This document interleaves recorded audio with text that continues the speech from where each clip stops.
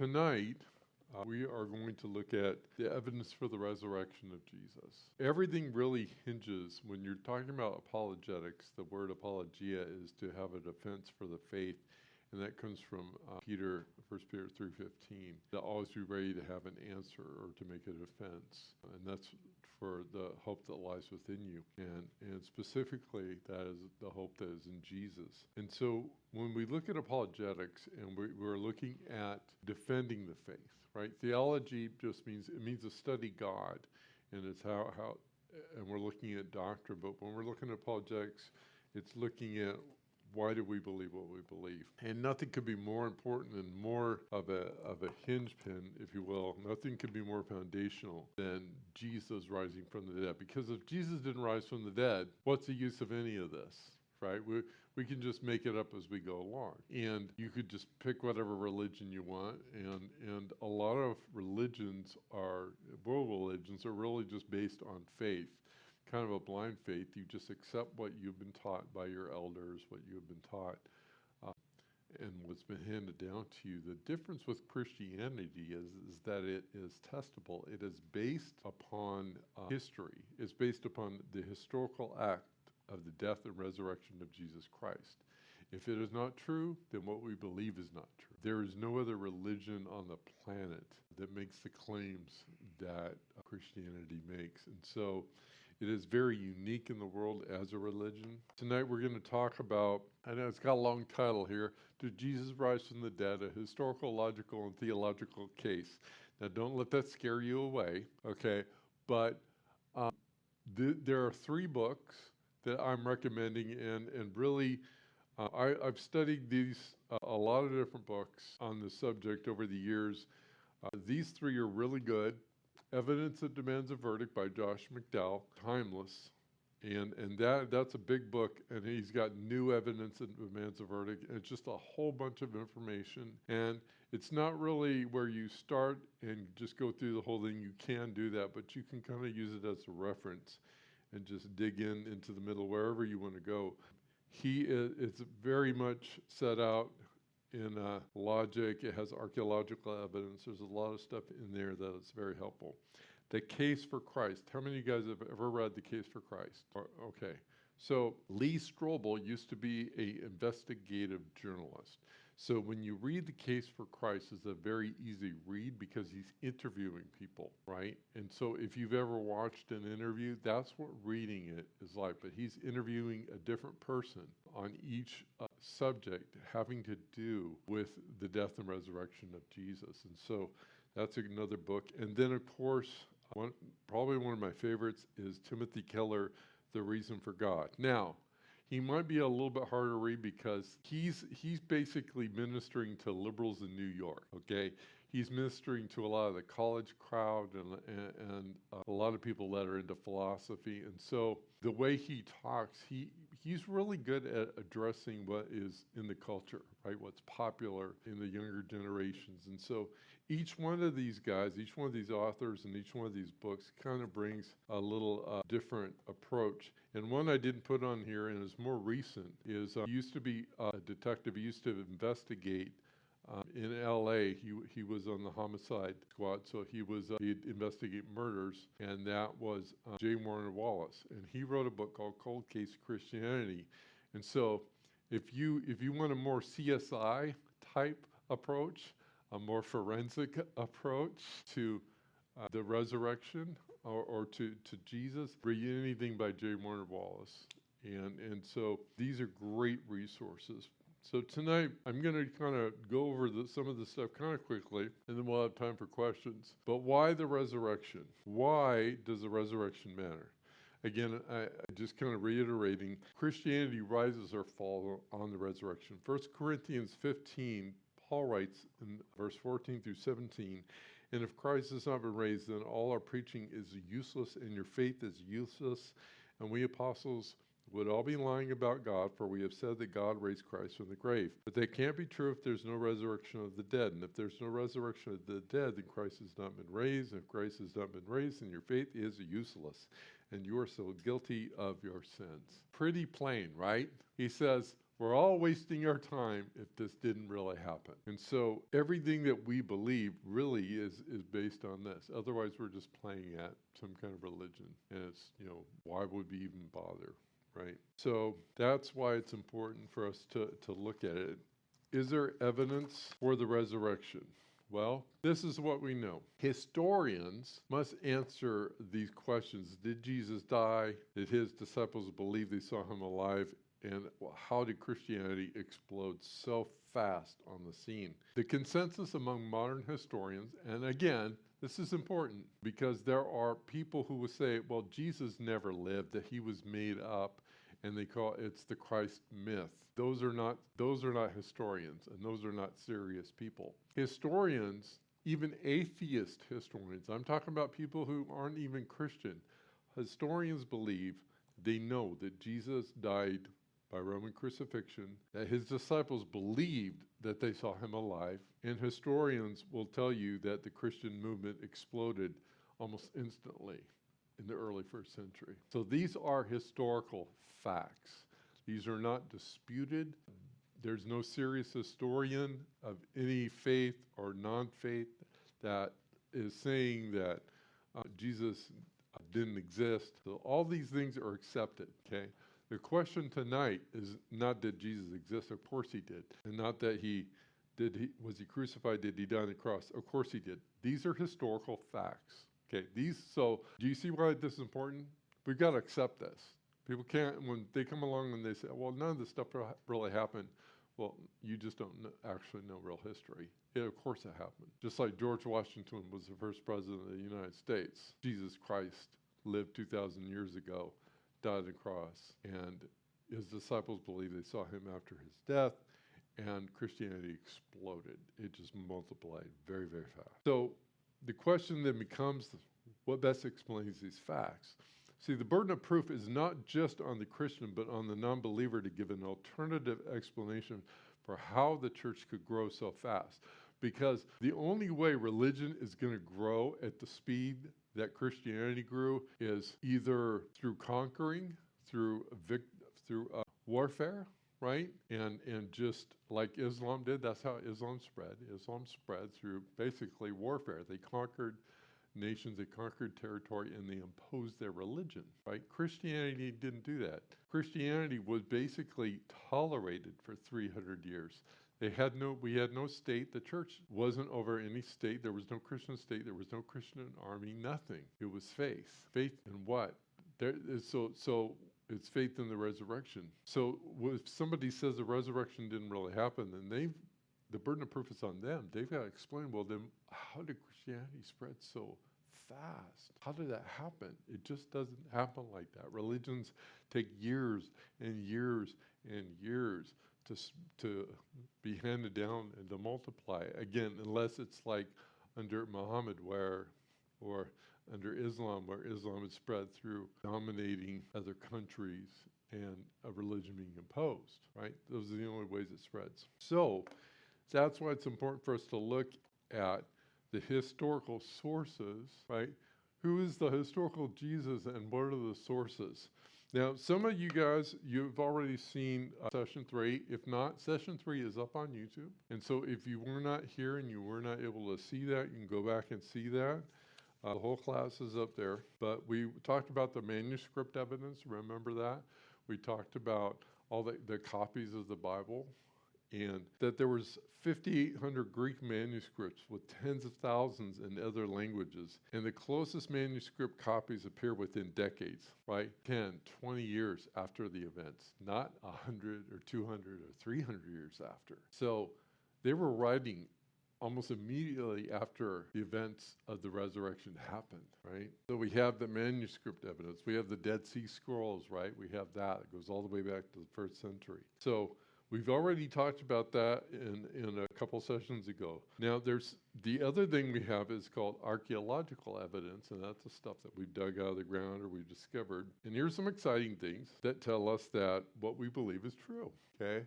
What is the archaeological evidence? Well, the 1st century archaeological attestation of Pontius Pilate. This right here says this is the Pontius Pilate, prefect of Judah. That is the one who crucified Jesus. Okay, his name is on there, right? Etched in stone. And this is a Latin inscription. It was discovered in 1961 on the theater steps of Caesarea Maritima in Israel. And this goes all the way back to the first century, so it goes back to the time of Jesus. It now sits in the Israeli Museum. Okay, hard evidence. Pontius Pilate was real, the one who had Jesus crucified, right? What other evidence do we have for crucifixion, resurrection? This is a heel bone. I don't know if I can really pronounce his name. Johannen's crucified skeletal remains. Basically, this was found in 1968 in, I want to say that, try this, Giva Miftar. It was in North Jerusalem, basically. And this was inside an ossuary. An ossuary is a bone box. They would put the bones of their dead in a box, right? And this heel bone, it was pierced by an iron nail with a fragment of wood still attached. This is from somebody who was crucified, okay? So this is proof that and they found other skeletal remains, but this is, that's a nail through the foot. That's how the Romans did it. Very brutal. They put a nail through each hand, they put a nail through the foot. This is the remains of a person that has been crucified. So we know that that was a Roman form of execution in the first century, okay, during the time of Jesus. And then, here's another one. Now, there's a lot, but I'm just going to show you three. Here's one more. This is Nazareth, okay?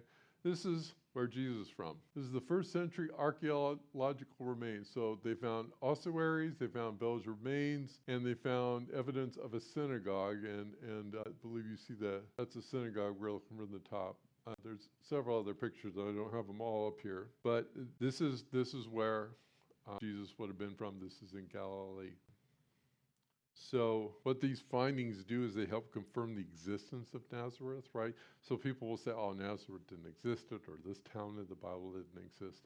And we find things like this. Oh, yes, Nazareth did exist. The home of Jesus is right here. Interesting, right? And I believe that they found pottery, they found lamps, found a whole bunch of things in here that really kind of confirm basically what is first century Nazareth. So there's more, but so we have manuscript evidence, right, that shows us that the Bible we have today is the same Bible that was written all the way back then, 2,000 years ago. We have archaeological evidence that they've dug up that matches names and places, so we know the names and places are not made up. Right? And you're wondering, well, how about people outside the Bible? Everything I know about Jesus, I've only read in the Bible. Is there anybody that has ever talked about Jesus that is extra biblical? That means that the sources are historical, but they're outside the Bible. And yes, they do exist, and I'm going to show you right now. So there are non-Christian sources that mention Jesus. Now, the first source is this guy named Tacitus. Tacitus, it was a Roman historian, and this is a quote from Tacitus, and this goes all the way back to 115 AD. Okay, he says, Christus. Now the quote's up there, right? Yes. Christus, from whom the name Christian had its origin, suffered the extreme penalty during the reign of Tiberius at the hands of one of our procurators, Pontius Pilatus. And a most mischievous superstition, thus checked for the moment, again broke out, not only in Judea, the first source of the evil, but in Rome. So this is he doesn't really like Christianity, but he acknowledges that Jesus was crucified under Pontius Pilate and that Christianity was spreading through the region. And again, he's no friend of Christianity, obviously you can see from his quote. How about Josephus? And don't worry, this is being recorded, so all this will be available on video for you to go back and look at afterwards. So Josephus was a Jewish historian, but he also served under a Roman general. Antiquities AD, and this is from AD 93. At this time, there was Jesus, a wise man. He did surprising deeds and was a teacher of the people who received truth with pleasure. He won over many Jews and many of the Greeks, and when upon the accusation of the principal men among us, Pilate condemned him to the cross. Those who had loved him at first did not cease, as the tribe of the Christians, so called after him, has still to this day not disappeared. This is written in 93 AD. And you can get Josephus, his Antiquities. It's about this big. I mean, if you want to get the print version, I have that at home. It's very interesting. It also gives you a lot of the Jewish history, what happened in the Second Temple period before Christ. So there's a lot of information that he has. But again, this is outside the Bible, right? And then there's a second quote from Josephus, Antiquities 29:1. He says, he brought him before the brother of Jesus, who was called the Christ, whose name was James. And this, of course, shows James, Jesus' half-brother. We just got through studying James. This is the very same James that Josephus is talking about. Again, he's not a Christian. He's a historian. Okay, he wrote this history of the Jewish people, but Jesus was renowned. Right? He made an impact, so he's talking about him. So what do we know from this? We know that Jesus was a real Jewish teacher. He was known for surprising deeds, miracles, right? He had both Jewish and Gentile followers. He was crucified by Pilate. His followers continued after his death. We know that Jesus had a brother named James, and that Jesus was known as the Christ, even to non-Christians. And early Christians were a recognizable group. We know all these things just from these quotes. And we haven't even touched the Bible yet, you see? So I want you to see that when people talk about Jesus like he's not significant, or oh, he wasn't a historical figure, or oh, you guys kind of made that up, or this is made up. No, this is real history. This really happened. And there's one more guy, Pliny the Younger. He was a Roman governor in AD, and this is from AD 111 to 112.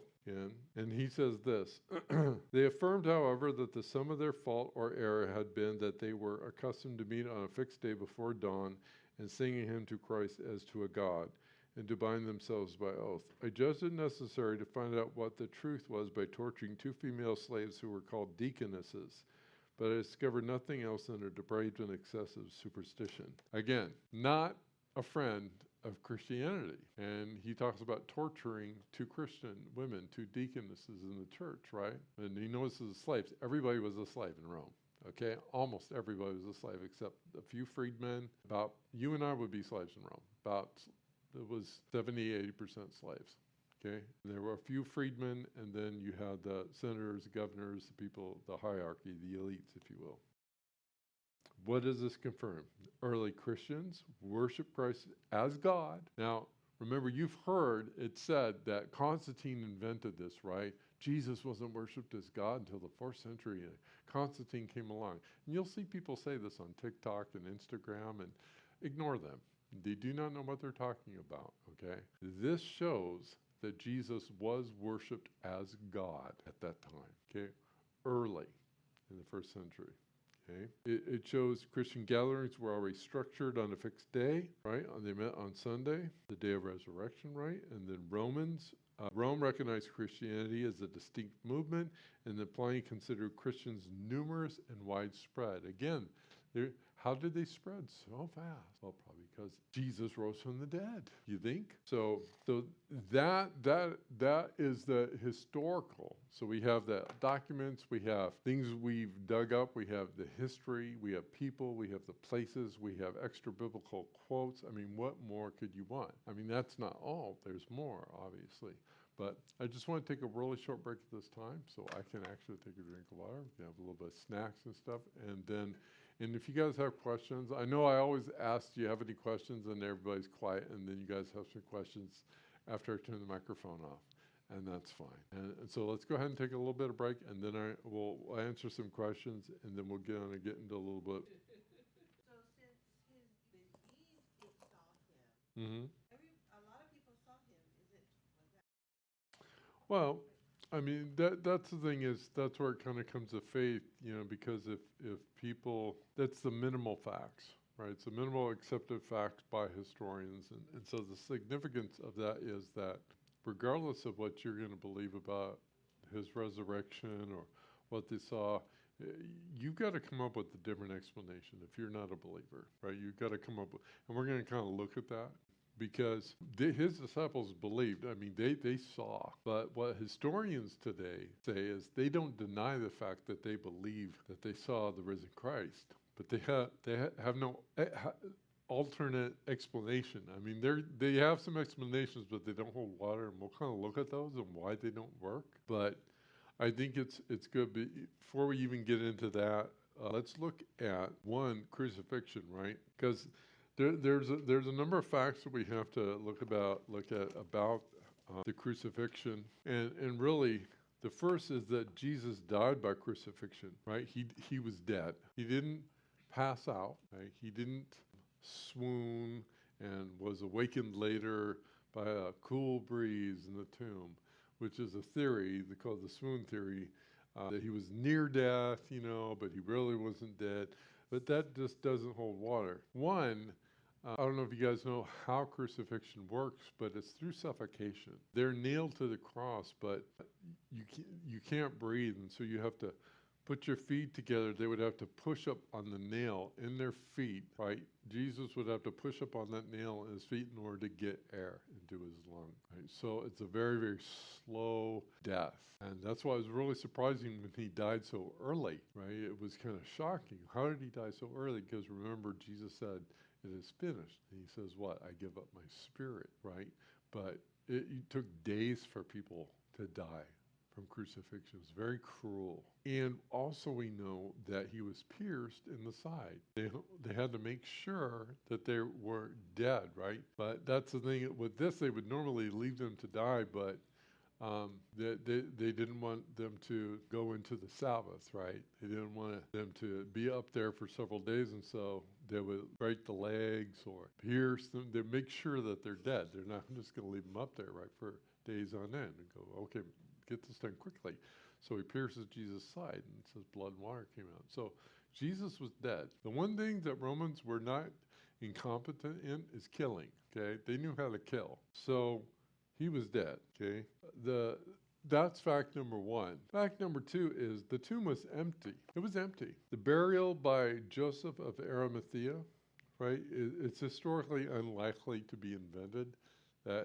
That's a fact. We know that women were primary witnesses, and in that culture, like it or not, that testimony of a woman was not as credible as the testimony of a man in the culture at that time. Again, not saying that that's right, that's just the way it was, right? But women were among the first to see Jesus, right? They were first eyewitnesses.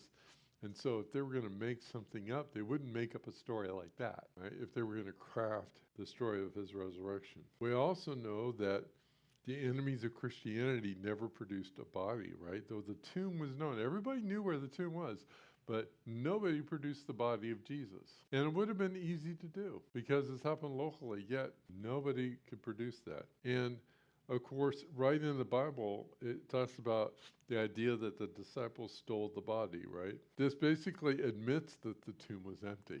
They unwittingly are admitting an empty tomb by making up that story. Okay, the disciples stole the body. Well, where's the body? With all the enemies they had in that, they think about it, right? But the enemies that we have today, think about the enemies they had back then. You don't think they would have tried to find Jesus' body? Absolutely. So none of that makes any sense, right? Let's look at fact number three, the post-resurrection eyewitnesses. Now, we talked about this before, right? Remember, 500 people saw Jesus at one time.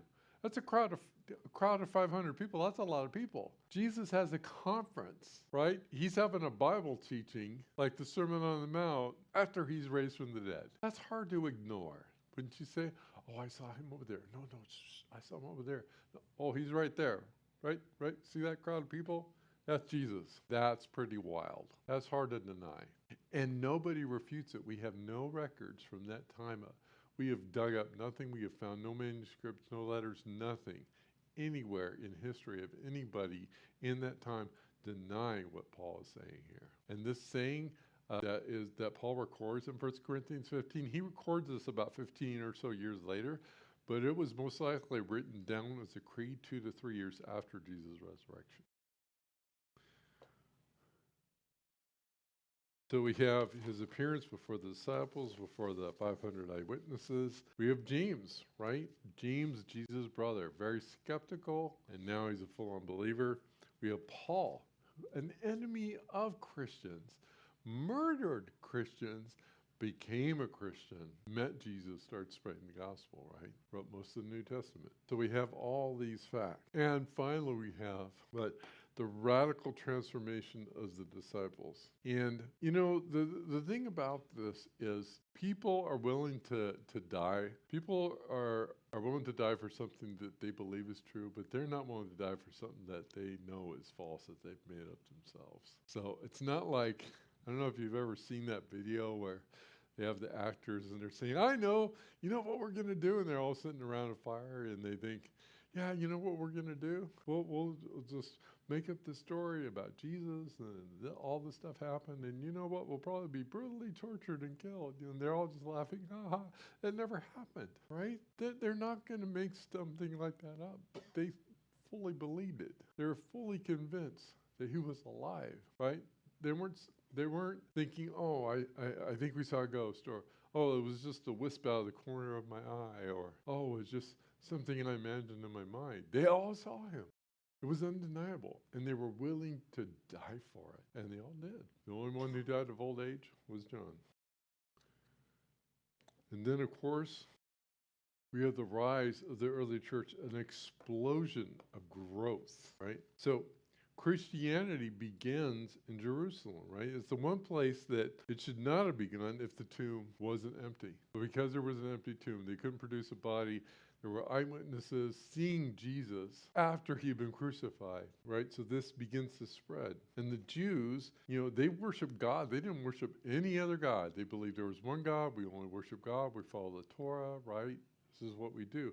But they begin to believe Jesus is God, and they begin to worship Jesus as God. That's radical. You know why? Because probably 50 other people showed up around that time before Jesus, claiming to be Messiah and trying to start a movement. And they're all killed, right? They're all killed, thrown in jail or whatever. They're all dealt with. None of them had people start to worship them as God. Jesus was different. He wasn't like any of these fakers. He was the true Messiah, not some false Messiah. And that's why Jesus was saying, you're going to see false messiahs here and there. Well, they had already come, right?